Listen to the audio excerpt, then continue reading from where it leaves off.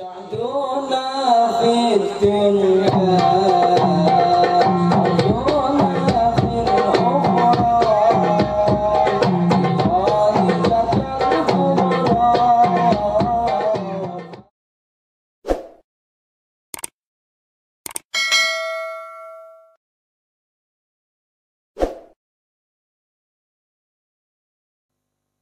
Assalamualaikum warahmatullahi wabarakatuh.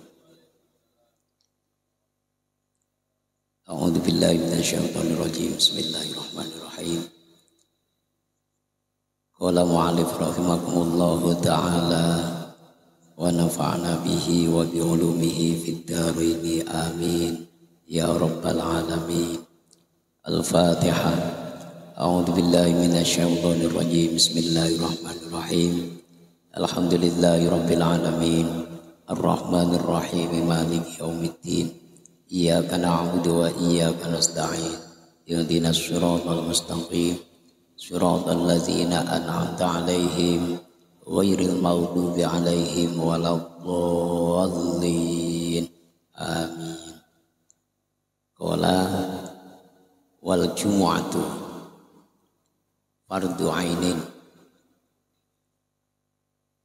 Minggu yang lalu menerangkan tentang berjamaah,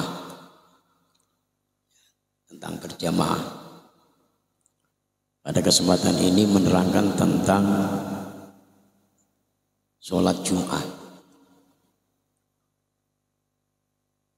Wal jumu'atu fardhu ainin ala kulli muslimin zakarin hurrin hadirin bila udrin syar'iyyin kal marodi wal matwari. Wal jumu'atu ta'i salat Jum'ah iku fardhu ainin fardhu ain. Wal jumu'atu adapun salat Jum'ah itu fardhu ainin, itu fardhu ain. Sholat Jum'ah itu hukumnya fardu ain. Jadi harus kita ketahui bahwa sholat Jum'ah itu fardu ain. Ya, tidak sama dengan sholat biasa yang 5 waktu. Kalau sholat 5 waktu hukumnya fardu atau wajib, tapi tidak ada ainnya. Tapi kalau Jumat hukumnya fardu ain. Nah, kita juga harus bisa membedakan mana wajib atau fardu, mana fardu ain. Ya. Kalau wajib itu apabila ditinggalkan berdosa, apabila dijalankan mendapatkan pahala. Bedanya apa dengan fardu ain? Fardu ain juga sama, kalau ditinggalkan berdosa, kalau dijalankan mendapatkan pahala. Itu bedanya sedikit. Kalau wajib itu tidak ada alasan apapun kita harus berusaha menjalankan. Itu kalau wajib. Dengan dasar apa saja alasan kita itu tidak ada. Sebagaimana mungkin contoh sholat 5 waktu itu hukumnya wajib. Ya. Kalau misalnya tidak sempat atau mungkin tidak mampu menjalankan dikarenakan ada uzur, maka harus diganti. Harus diganti. Sebagaimana tuntunan yang ada di fikih harus diqadha. Andai kata tidak mampu berdiri, maka saking wajibnya tidak boleh ditinggalkan. Misalnya mampunya sambil duduk, ya dilaksanakan sambil duduk. Enggak mampu duduk saking wajibnya, mampunya mungkin berbaring, maka harus dilakukan atau dilaksanakan secara berbaring. Beda dengan fardu ain. Ya. Sebagaimana sholat Jumat ini, sholat Jumat hukumnya fardu ain. Fardu ain ini hanya ala kulli muslimin, hanya terhadap setiap orang Islam laki-laki, ya. Zakarin yang laki-laki. Jadi kalau orang Islam atau muslim atau muslimah, ya, orang Islam perempuan itu tidak wajib melaksanakan sholat Jumat. Akan tetapi kalau mereka mengikuti sholat Jumat juga tidak berdosa, ya, tidak berdosa. Namun sebagian keterangan itu kalau ada perempuan yang mengikuti sholat Jumat itu tidak mampu menggugurkan kewajibannya sholat zuhur, ya, karena yang punya kewajiban ini adalah seorang muslim laki-laki. Jadi hukumnya fardu ain terhadap muslim laki-laki. Syaratnya, ya, syaratnya muslim laki-laki itu hurrin, yang merdeka itu apa bahasa Indonesianya? Ya, yang bebas lah ya, yang bebas. Bukan budak. Kalau zaman sekarang tidak ada budak. Kalau zaman dulu banyak budak. Sekarang ini dikatakan budak tapi mendapatkan gaji. Ya, macam misalnya Mas Alif misalnya kerja di sebuah perusahaan itu kan seolah-olah macam budaknya perusahaan gitu kan. Tapi tidak bisa disebut budak karena tiap bulan mendapatkan gaji sesuai dengan tenaganya, sesuai dengan keringatnya. Kalau zaman dulu tidak. Zaman dulu ngabdi sama bos, ngabdi sama toke, ya kan? Enggak dikasih gaji. Di situ hanya dikasih fasilitas tempat, kemudian juga dikasih makan, dikasih minum, ya. Enggak ada upahnya. Itu zaman dulu. Nah, zaman sekarang sudah tidak ada. Kemudian syaratnya lagi juga hadirin, ya, seorang muslim laki-laki tersebut yang tidak budak, kemudian dia mukim di kampung situ, ya. Kalau seandainya tidak mukim di kampung situ, misalnya kayak macam Pak Basroni, ya, Pak Basroni ini kan beliau kan sebetulnya berdomisilinya bukan di Perum Persero, ya, tapi di Jogja, Maka tidak fardu ain beliau itu Jumatan di Persero, gitu Pak ya. Tidak fardu ain mereka beliau itu Jumatan di Persero. Nanti akan kita bahas katakanlah batas-batas mukimnya seseorang sehingga diwajibkan untuk sholat Jumat di tempat itu tuh seberapa jauhnya, seberapa lama dia mukim ada di situ. Sebagian besar di dalam fikih ini diterangkan sudah dikatakan mukim di situ kalau orang tersebut duduk di tempat itu atau di kampung itu lebih dari 3 hari. Misalnya kayak macam kemarin Pak Bas dari Jawa ke Batam misalnya kan datang di Persero pas hari Jumat. Andai kata Pak Bas ini tidak Jumatan nggak apa-apa. Karena beliau tidak punya kewajiban atau tidak punya fardu ain untuk Jumatan di Persero. Ini jangan salah kaprah, nanti terlalu fanatik bahwa itu fardu ain, pada wajib, tahunya kan cuma wajib aja. Sehingga begitu misalnya nanti pulang kampung Pak Bas kan nyampe sana pas jam 11 siang hari Jumat, ya, nyampe ke Jogja. Kemudian beliau dalam perjalanan dari Batam nyampe sana, katakanlah kalau tidak sholat terus diejek-ejek, wah ini dosa kamu, gak Jumatan, kan begitu. Ini yang harus diketahui. Jadi makanya kalau pas ada bapak-bapak yang kemarin pergi ke Jawa, ya kan? Nah, kemudian pas bertepatan di hari Jumat, di sana tidak punya kewajiban untuk melaksanakan sholat Jumat karena keberadaan bapak itu tidak bisa menutupin syarat daripada Jumatan. Yang syarat daripada Jumatan itu menurut Imam Syafi'i itu minimal harus 40 orang. 40 orang itu yang mukim. Seandainya ada 39 orang satu kampung itu yang mukim, kemudian Pak Basoni datang di sini terus menutupin daripada jamaah sholat Jum'ah menjadi 40, nah itu tidak punya kewajiban.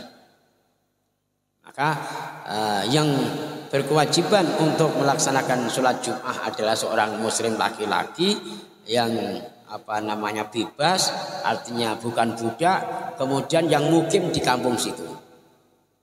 Jadi kayak macam Pak RT ini kan sebetulnya mukimnya di Persero, tapi kewajiban sholat Jumatnya juga harus di Persero.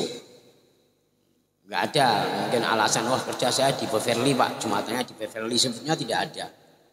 Ya.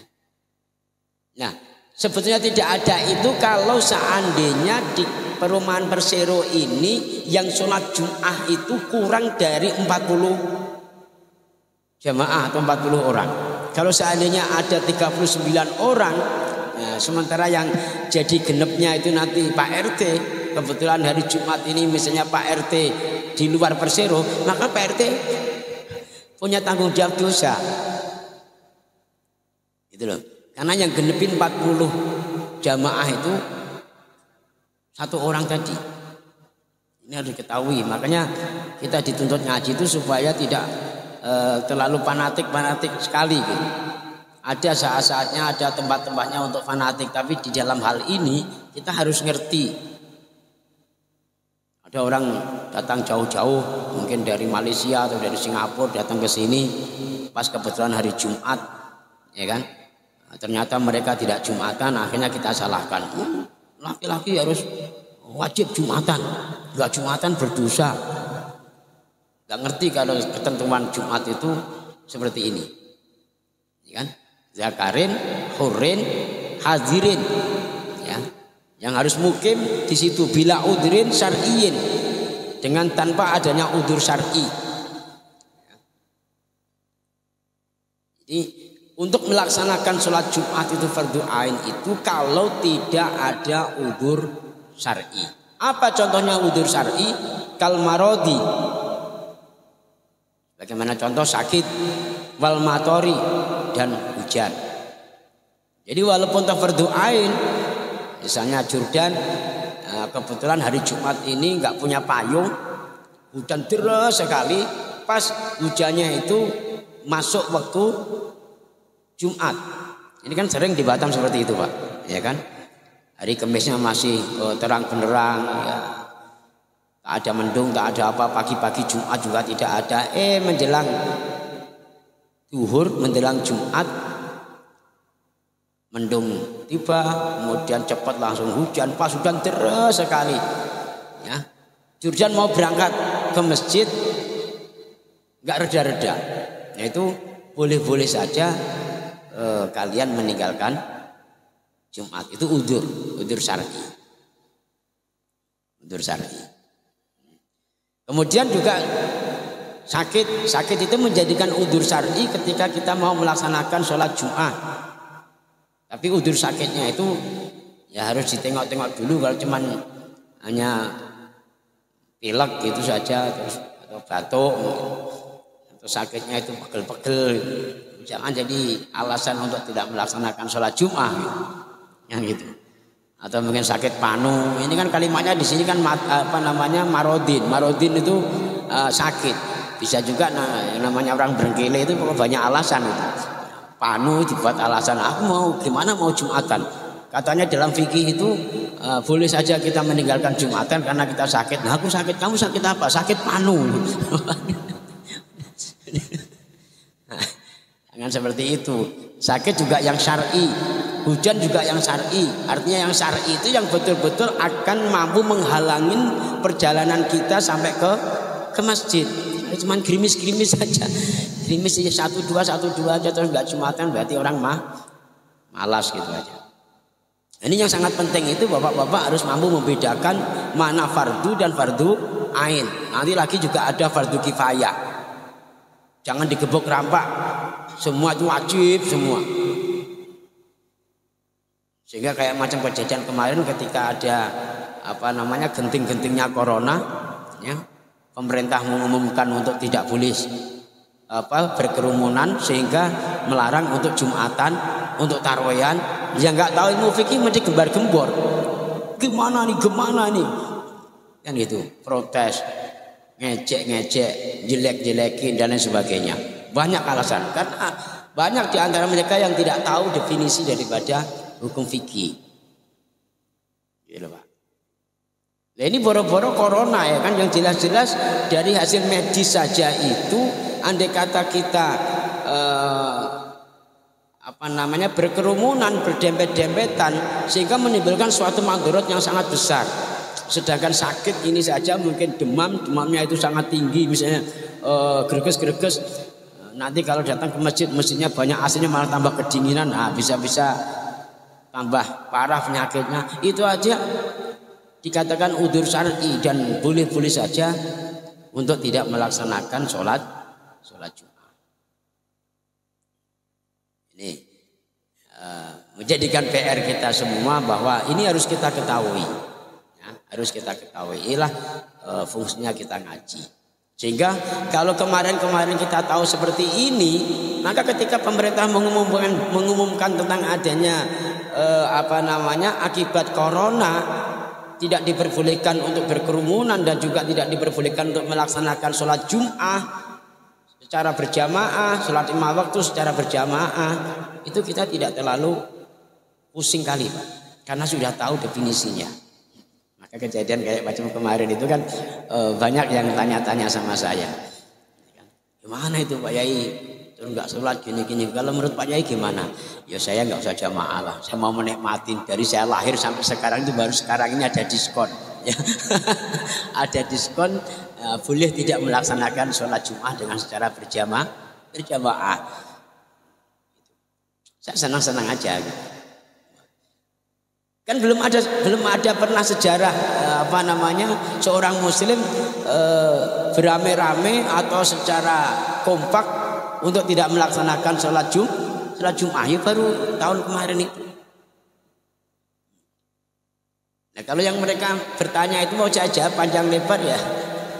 Mereka juga belum nyampe, suruh ngaji aja nggak mau.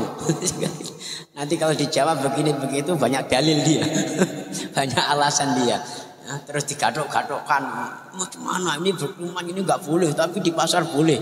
Di pasar nggak boleh, itu mau dibunuh semua. Mau belanja apa kita?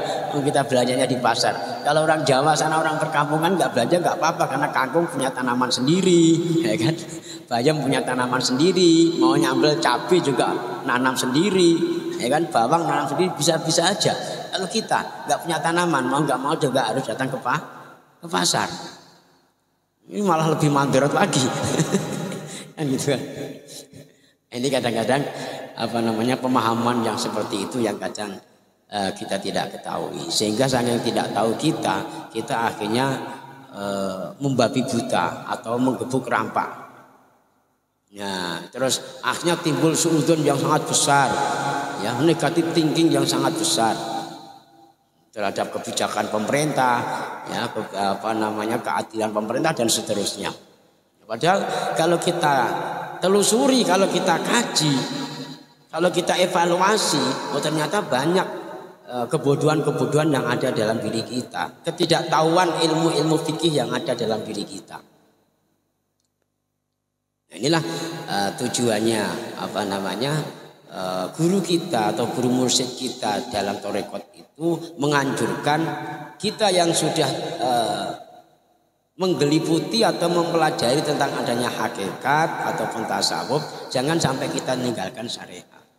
Kajian-kajian yang seperti ini juga harus kita ketahui. Mudah-mudahan ada manfaatnya. dan ada barokahnya. Amin ya rabbal alamin. Al-Fatihah. A'udzubillahi minasyaitonir rajim. Bismillahirrahmanirrahim. Alhamdulillahirabbil alamin arrahmanir rahim maliki yaumiddin. Iyyaka na'budu wa iyyaka nasta'in. Ihdinas siratal mustaqim. Siratal ladzina an'amta 'alaihim ghairil maghdubi 'alaihim waladdallin. Amin. Assalamualaikum warahmatullahi wabarakatuh.